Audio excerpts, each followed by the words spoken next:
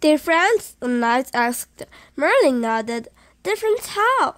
I can see things sometimes, things that will happen, and I can make potions that help the sick. The knight raised his eyebrows. Well then, I understand why King Vortigern wants you. A king needs someone with your talent. Merlin said quietly, not quite believing that thing was the real reason the king wanted him. A prickling at the nape of his neck made him turn his head. The hooded man was looking directly at him, chanting quietly to himself, preparing to cast his rounds again. In that moment, Merlin had never felt more afraid of anyone. Chapter 3. Wake up, boy! Merlin groaned as a hand shook him roughly awake. Opening his eyes, he blinked into the early morning light. Around him the knights were busy packing up. The cab, only the hooded man remained still, ignoring the activity around him. What's happening? Merlin asked, shaking his head to clear it. We are moving out. The knight who tied his hand replied, frowning.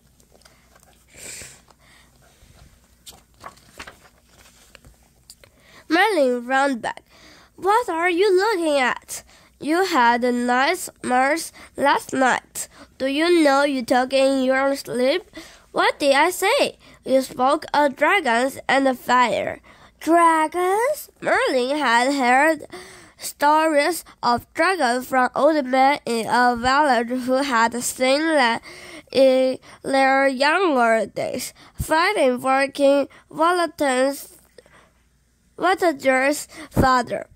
That hadn't been seen in years, but if Merlin had seen them in his dreams, then maybe. He glanced at the knight, wondering if he had heard tales too. Before he could ask, the knight was pulling Merlin to his meat. Come, we need to be ready to leave soon. Guiding him towards some tree, he added, You can relieve yourself over there. Merlin looked around. A plan already for me in his mind. Are you going to untie me? He asked.